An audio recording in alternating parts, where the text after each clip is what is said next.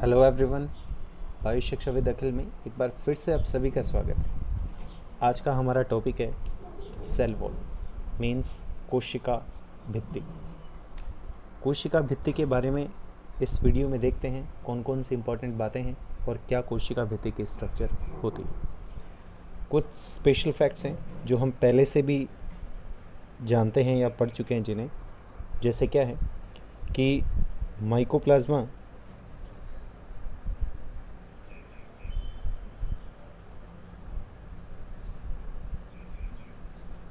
तथा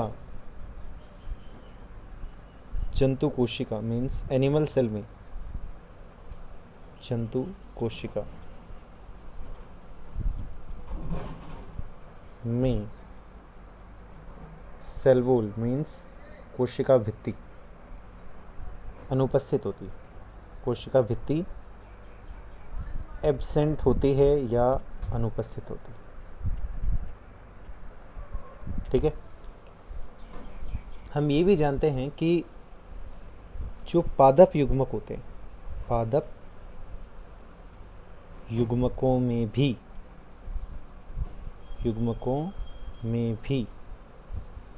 कोशिका भित्ति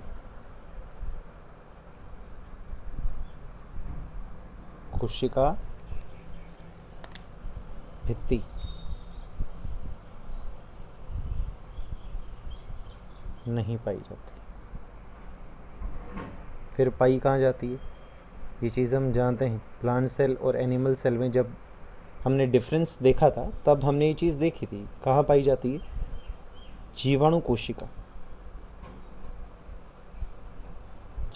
कोशिका प्रोकैरियोटिक सेल और यूकैरियोटिक सेल में जब डिफरेंस पढ़ाया था तब बताया था जीवाणु कोशिका तथा पादप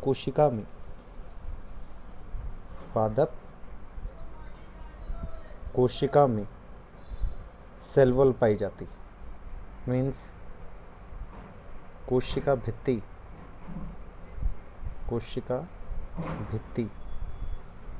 पाई जाती। ओके, ये तो इसके बारे में कुछ महत्वपूर्ण बिंदु हो गए। अगर हम कोशिका भित्ति का क्या देखें, संगठन देखें कि कोशिका भित्ति किससे मिलकर बनी होती है, तो हम ये जानते हैं कि कोशिका भित्ति किन किन में पाई जाती है। बैक्टीरिया में पाई जाती है और किस में पाई जाती है? प्लांट्स में पाई जाती है, यानी कि पादपों में पाई जाती है। और किस में पाई जाती है? और फंजाई में, यानी कि कवकों में पाई जाती है। और किस में पाई जाती है? एल्गी मीन्स शैवाल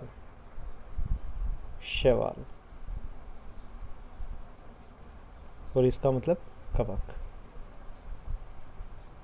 तो बैक्टीरिया में किसकी बनी होती है कोशिका भित्ति? बैक्टीरिया में जो बनी होती है वो म्यूकोपेप्टाइड की बनी होती है।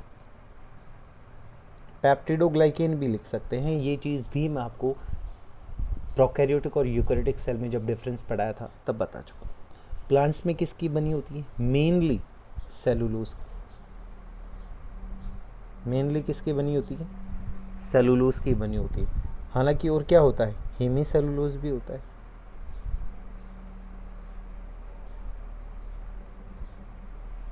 ठीक है, फंजाई को अगर देखें तो फंजाई में किसके बनी होती है? फंजाई में बनी होती है पॉलीसैकेराइड काइटिन या चिटीन भी बोलते हैं। काइटिन, इसे चिटीन भी प्रोनाउंशिएट किया जाता है।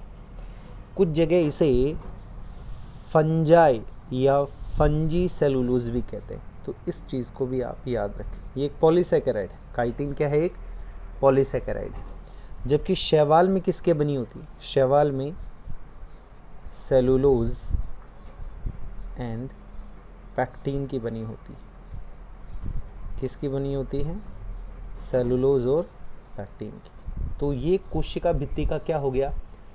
संगठन हो गया कि कोशिका भित्ति बैक्टीरिया में किसकी बनी होती है? म्यूकोपेप्टाइड की बनी होती है। प्लांट्स में किसके बनी होती है? सेलुलोज की और हेमी सेलुलोज की। फंजाई जिसे हम कवक कहते हैं किसकी बनी होती है? काइटिन की, जिसे चिटिन भी बोलते हैं या जिसे फंजी सेलुलोज भी कहा जाता है। शैवाल में किसकी बनी होती है? सेलुलोज की और पैक्टिन की बनी होती है। ये तो क्या हो गया? कोशिका भित्ति का संगठन हो गया कि कोशिका भित्ति किस किस से मिलकर बनी होती है। नेक्स्ट हम देखते हैं कोशिका भित्ति में स्ट्रक्चर या कोशिका भित्ति में कितनी परतें पाई जाती है। तो स्पेशली अगर हम देखें तो कोशिका भित्ति में 3 से 4 परत हो सकती है। ये 3 से 4 क्यों है? 3 या 4 क्यों नहीं है? आइए देखते हैं। जो सबसे पहली लेयर पाई जाती है उसे कहते हैं मध्य पटलिका। क्या कहते हैं? मध्य पटलिका। तो आप यहाँ पर लिख सकते हैं कि कोशिका भित्ति में निम्न स्तर पाए जाते हैं। मध्य पटलिका कह सकते हैं जिसे मिडिल लेमिला कहा जाता है। क्या कहा जाता है? Middle lamella. ये याद रखिए, मिडिल लेमिला। दूसरी प्राथमिक भित्ति, प्राथमिक भित्ति जिसे मैं प्राइमरी वॉल भी कह सकता हूँ। थर्ड देखें, द्वितीयक भित्ति जिसे मैं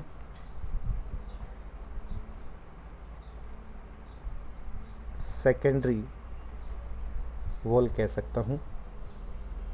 फोर्थ को देखें जिसे हम तृतीयक भित्ति या टर्शरी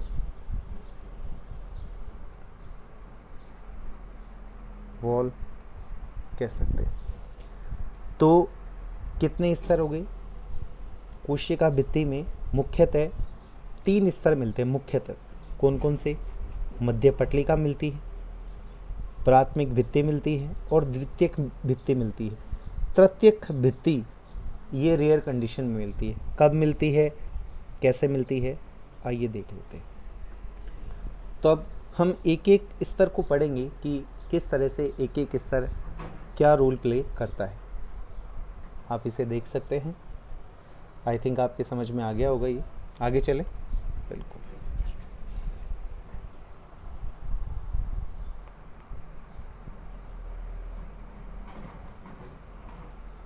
सबसे पहले हम मध्य पटलिका की बात करें, उससे पहले एक डायग्राम हम देख लें ताकि हमें इन सब का आइडिया हो जाए।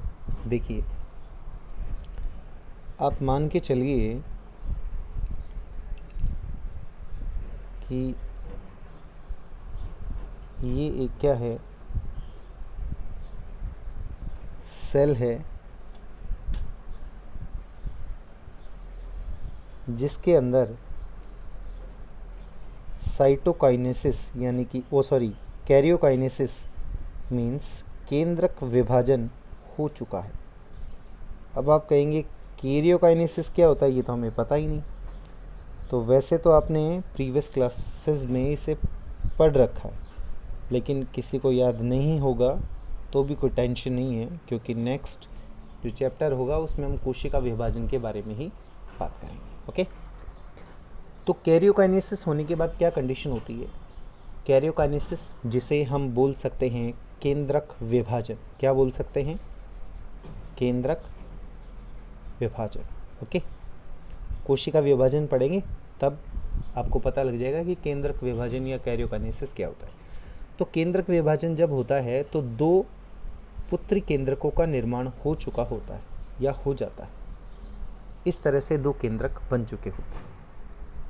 जैसे ही केंद्रक विभाजन हो जाता है तो उसके बाद जो अगला प्रोसेस स्टार्ट होता है उसे बोलते हैं कोशिका द्रव्य विभाजन।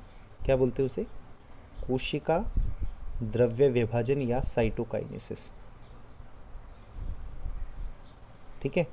इन दोनों को जब पढ़ेंगे तो आपको ये बात रिकॉल करनी रहेगी। मैं करवा दूंगा, don't worry, that's my duty. Okay.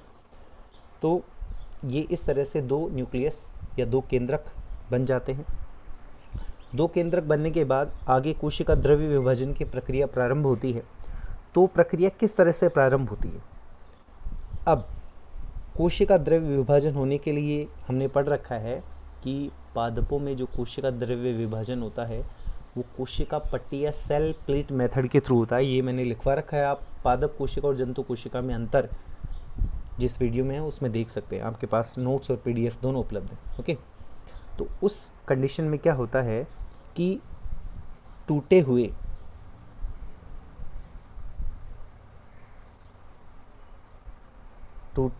तर्कु तंतु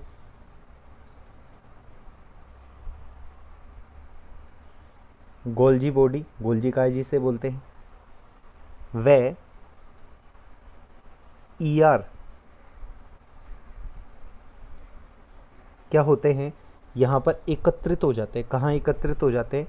इसके सेंट्रल पोजीशन में। यहाँ पर इनके टुकड़े जो होते हैं वो यहाँ पर एकत्रित होना प्रारंभ हो जाते हैं। ओके, जब ये एकत्रित हो जाते हैं तो जो एक पट्टी या जो स्ट्रक्चर बनती है उसे क्या बोलते हैं? उसे बोलते हैं फ्रेगमोप्लास्ट। क्या बोलते हैं? फ्रेगमोप्लास्ट।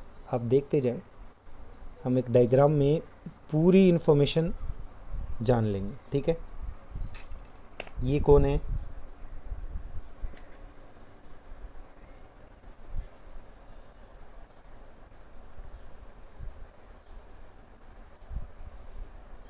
ये देखिए तो इनकी सिचुएशन ये है, ये फ्रेगमोप्लास्ट है। अब फ्रेगमोप्लास्ट पर क्या होता है कि कैल्शियम और मैग्नीशियम पैक्टेट का जमाव होता है। तो कैल्शियम और मैग्नीशियम पैक्टेट भी यहाँ पर जमना प्रारंभ हो जाती है और फाइनली एक प्लेट बन जाती है। यहाँ क्या बन जाती है? एक प्लेट बन जाती है। ये प्लेट बन गई।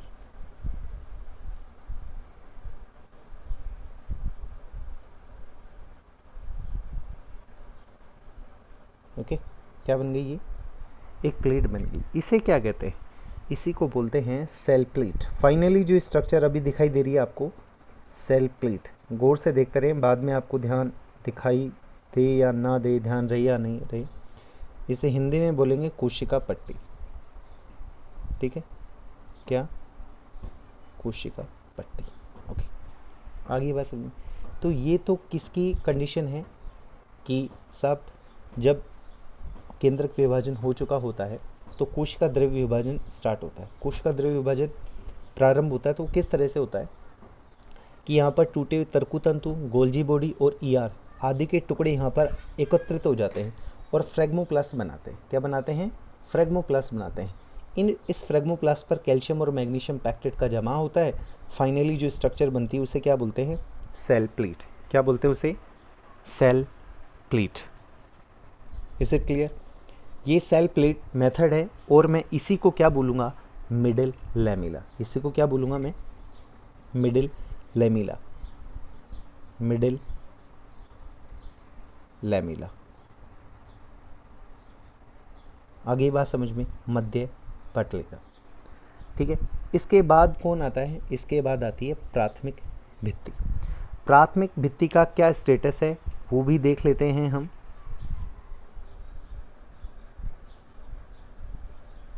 ये देखिए,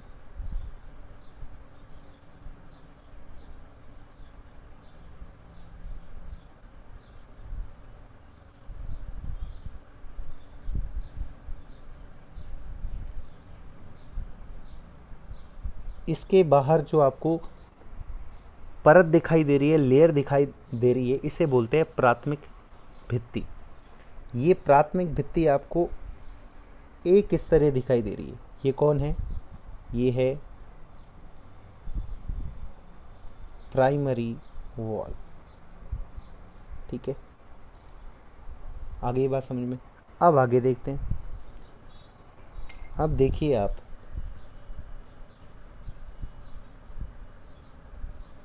वन,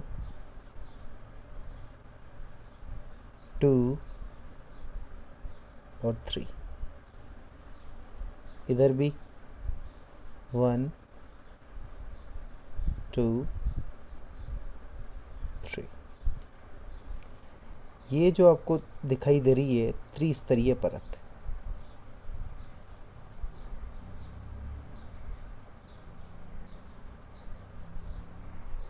ये ब्लू कलर की, ये मैं आपको दिखाने के लिए बता रहा हूँ। यहाँ पर ये जो 3 परतें आपको दिखाई दे रही हैं, ये वाली,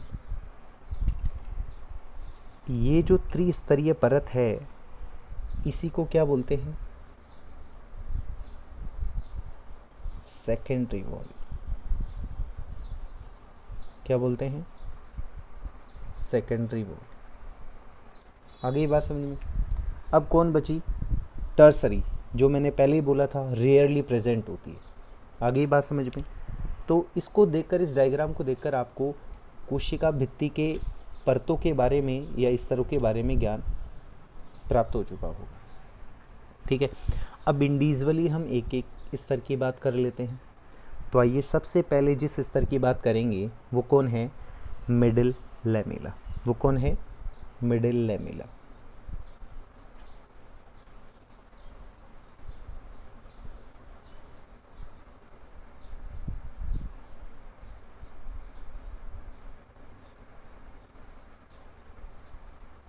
या जिसे हम मध्य पटलिका कहते हैं। भविष्य में जब भी ये 2 सेल्स बनेंगी तो यहाँ से डिवाइड हो जाएगी, यहाँ से डिवाइड हो जाएंगी तो 2 सेल्स बन जाएंगी। बात समझ में आ गई? क्लियर है? ओके, अब देखते हैं आगे। मिडिल लैमेला या जिसे हम मध्य पटलिका कहते हैं, इसका स्टेटस क्या है? मध्य पटलिका जो होती है वो यूनिसेलुलर प्लांट्स जो होते हैं, यानी कि एक कोशिकीय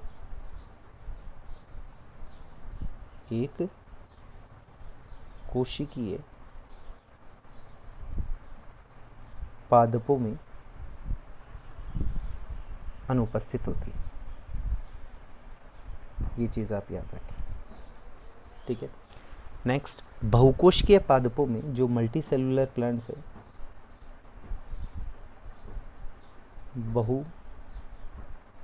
बहुकोशिकीय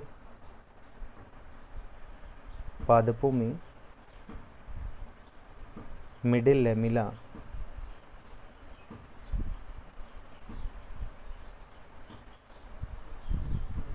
लैमेला सबसे बाह्य परत होती है,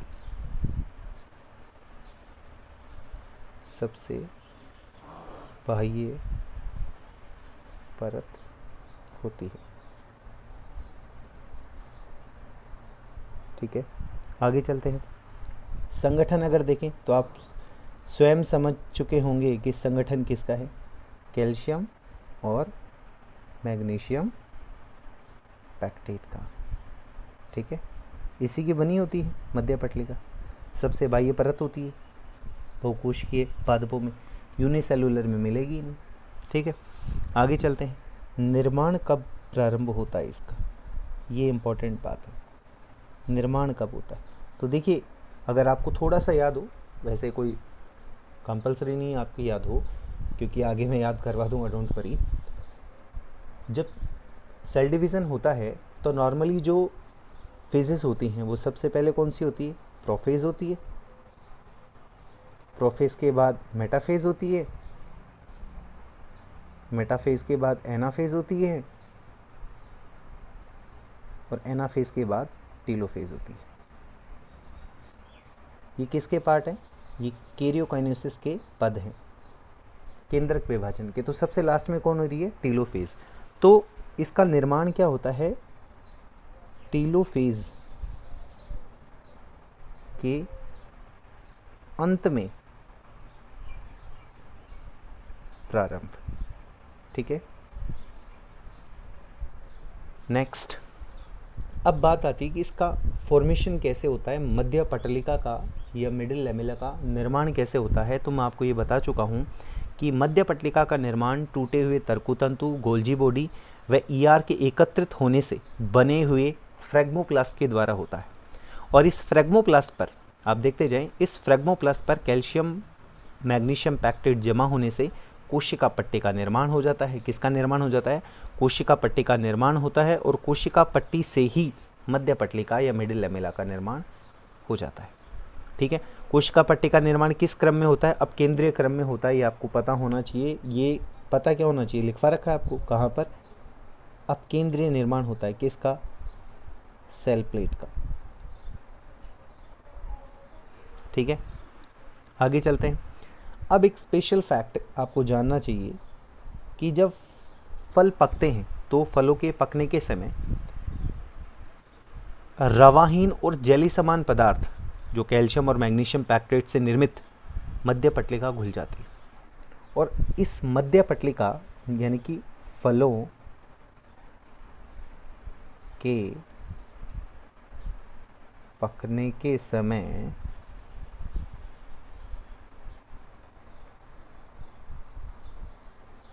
मध्य पटलिका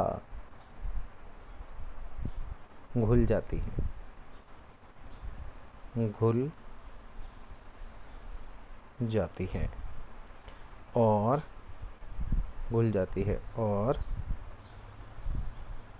परिपक्व यानी कि पके हुए परिपक्व फल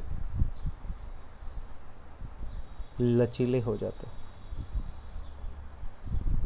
लचीले हो जाते हैं। ठीक है,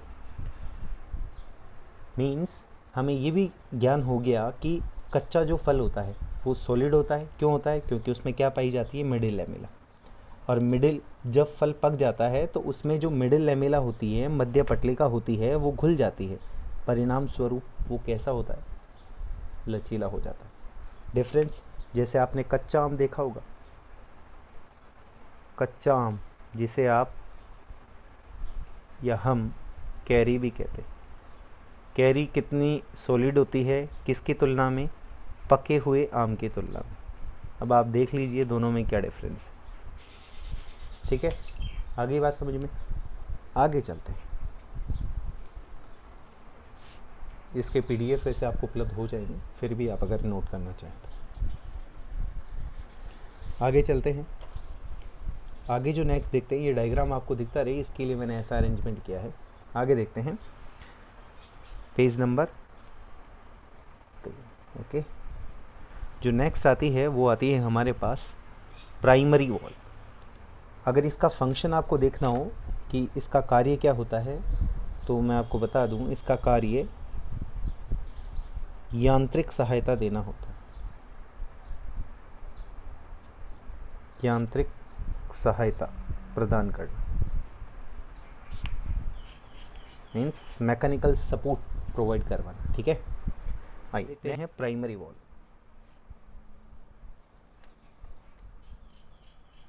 ये डायग्राम दिखता रहे, वैसे कोई खास इंपॉर्टेंट बात अब आएगी नहीं, डायग्राम लाइक फिर भी आपको दिखता रहना चाहिए। प्राइमरी वॉल,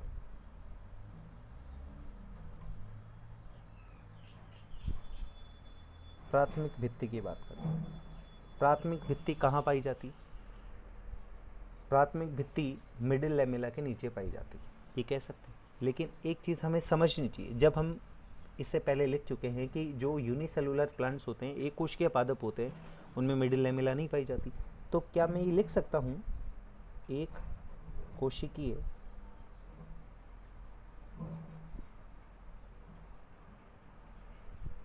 पादपों में सबसे बाह्य परत, आई थिंक लिख सकता हूँ। ठीक है, दूसरा बहुकोशिकीय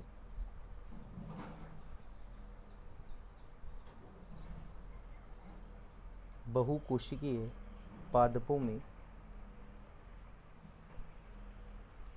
मध्य पटलिका के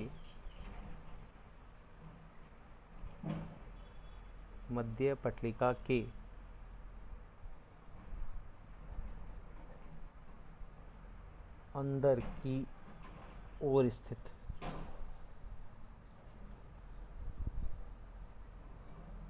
जहां पर मध्य पटलिका होगी उसमें तो सेकंड लेवल पे ही आएगी, द्वितीय क्रम पे आएगी। एक कोशिकीय पादपों में प्रथम क्रम पे होगी। ठीक है, चले आगे चलते हैं।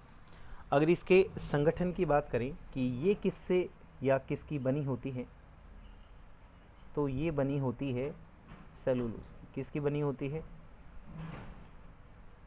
सेलुलोज की। स्पेशली किसकी बनी होती है? सेलुलोज की। होने को किस क्या क्या हो सकते हैं? सेलुलोज है, हेमी सेलुलोज है, पैक्टीन है आदि, इनकी बनी होती है। ठीक है, ये कैसी होती है? यह पतली होती है, लचीली होती है और कोमल होती है। डायग्राम में हमने देखा था, अभी अभी देख सकते हैं क्या स्तर कितने इसके? ये कलर भी यही है, देखिए एक स्तरीय। तो हम क्या लिखेंगे? एक स्तरीय परत। कैसी है? एक स्तरीय परत। नेक्स्ट और क्या लिख सकते हैं? यही लिख देते हैं प्रत्यास्था। क्या? प्रत्यास्था पाई जाती है या प्रत्यास्था का गुण पाया जाता है इसमें, इलास्टिसिटी जिसे कहते हैं। इसके कारण इसमें वृद्धि और विस्तारण की क्षमता होती है। आप चाहें तो लिख सकते हैं यहाँ पर, इसके कारण, प्रत्यास्था के कारण ही प्राइमरी वॉल में वृद्धि और विस्तारण की क्या होती है? क्षमता होती है। क्लियर है? इसकी थिकनेस देखें या मोटाई देखें, तो इसकी मोटाई का जो अनुमान है वो लगभग 4 से 15 माइक्रोन तक का है। ठीक है, ये किसके बारे में बात हो गई? प्राथमिक भित्ति के बारे में। अगर इसका कार्य देखें तो इसका कार्य भी क्या है? यांत्रिक सहायता, यानी कि मैकेनिकल सपोर्ट। ठीक है, अब नेक्स्ट नंबर 2 प्राइमरी वॉल। इसके बाद जो आती है वो आती है सेकेंडरी वॉल।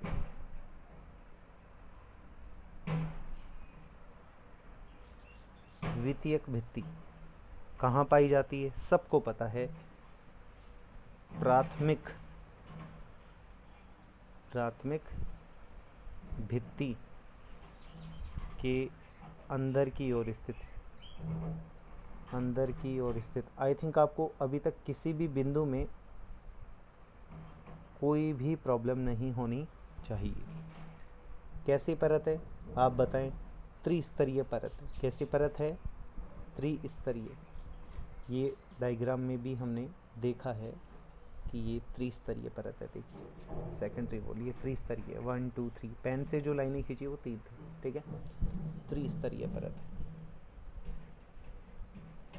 अब बात आती है कि इसका निर्माण क्यों होता है, कैसे होता है। देखिए, कोशिकाओं में जब वृद्धि होती है तो वृद्धि समाप्त होने पर उनके जीवद्रव्य की क्रिया के फलस्वरूप जो प्राथमिक भित्ति होती है उसके ऊपर नियमित रूप से स्थूलन के कारण द्वितीयक भित्ति का निर्माण होता है। स्थूलन किसका होता है? लिग्निन का, सुबेरिन का, कार्बोहाइड्रेट्स ये आकर वहाँ जमा हो जाते हैं। सेलुलोज और पैक्टिन पाए जाते हैं, पाने को वो उपलब्ध होने को वो भी होते हैं, लेकिन मेन अगर हम देखें तो लिग्निन, इन चीज़ों का आप ध्यान रखें। देखिए लिग्निन, सुबेरिन, ये ही इम्पोर्टेंट फैक्ट है और ये ही इम्पोर्टेंट बिंदु है। अब कोई पूछे क्या यहाँ पर सेलुलोज और पैक्टिन मिलेगा या नहीं? मिलने को तो वो भी मिलेगा, लेकिन मेन जो जमाव है, डिपोजिशन है, निक्षेपण है, वो इन पदार्थों का होने को कार्बोहाइड्रेट भी होगी, सेलुलोज भी होगा, पैक्टिन भी होगा, लेकिन स्पेशली सेलुलोज और पैक्टिन कम मात्रा में, इस चीज़ को आप याद रखें। और अकार्बनिक लवण है, टेनिन है, गोंद है, मोम है, कैल्शियम है, लवण है, सिलिका है, क्यूटीन है, ये भी यहाँ पर उपस्थित होंगे। ये द्वितीयक भित्ति अगर हम देखें तो आपने कुछ नाम सुने होंगे। देखें वाहिका, अब थोड़ा मैं डेप्थ में जा रहा हूँ। वाहिका, वाहिनिका, नहीं सुने हो तो भी चलेगा, टेंशन लेने की नीड नहीं है। वाहिका और वाहिनिका कहाँ सुने हैं मैं थोड़ा सा रिकॉल करवा देता हूँ, अगर याद आए तो ठीक है, अदरवाइज आगे तो हम प्लांट मॉर्फोलॉजी और एनाटॉमी में पढ़ लेंगे। आपने जाइलम पढ़ा होगा, क्या पढ़ा होगा आपने? जाइलम। जटिल ऊतक में पढ़ा होगा या सवैनी ऊतक में पढ़ा होगा? किसी भी रूप में देख लीजिए, लेकिन आपने ये पढ़ रखा है। तो जाइलम के जो कंपोनेंट्स होते हैं, घटक होते हैं, वो कौन होते हैं? यही होते हैं, वाहिका, वाहिनिकाएं, जाइलम रदूतक और जाइलम रेशे। तो जो वाहिकाएं और वाहिनिकाएं वहाँ पाई जाती है, वो या उनकी द्वितीयक भित्ति, उन सेल्स की द्वितीयक भित्ति जो होती है वो लिग्निन युक्त होती है। वो कैसी होती है? लिग्निन युक्त होती है। हालांकि मैं आपको एक छोटा सा बिंदु और पढ़ाऊंगा इसमें, निक्षेपण, जो द्वितीयक भित्ति में निक्षेपण पाया जाता है वो किस तरह का होता है, उसके बारे में बात करेंगे इसमें। तो कार्य क्या हो गया इसका? इसका कार्य भी क्या है? कोशिका को दृढ़ता प्रदान करना,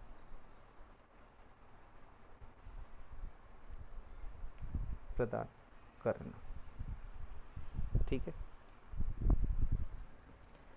दृढ़ता प्रदान करेंगी क्या? तो क्या इसमें प्रत्यास्थता पाई जाएगी? बिल्कुल, प्रत्यास्थता समाप्त हो जाती है, यहाँ प्रत्यास्थता नहीं पाई जाएगी, ये ध्यान रखें आप, ठीक है। आगे चलते हैं, फोर्थ, टर्सरी वॉल या तृतीयक भित्ति। ये हमने वहाँ नहीं बनाई डायग्राम में। क्यों नहीं बनाई? होती कहाँ है? अगर मिलेगी तो ये द्वितीयक भित्ति के अंदर की ओर मिलेगी, द्वितीयक भित्ति के अंदर की ओर स्थित वहीं मिलेगी, अगर मिलेगी तो। ये अगर क्यों लग रहा है अभी? देखें, फर्स्ट ऑफ ऑल ये बहुत कम, यानी कि रेयरली मिलती है, बहुत कम उपस्थित। अगर मिलती है ये, तो कब मिलती है, क्या दिखाती है? अगर ये मिल रही है तो इसका मतलब है कि ये जीव द्रव्य के सूखे स्तर को प्रदर्शित करेगी, सूखे स्तर को प्रदर्शित करती है, ठीक है। मिलती कहाँ है? एग्जाम्पल के तौर पर आप लिख सकते हैं जिम्नोस्पर्म,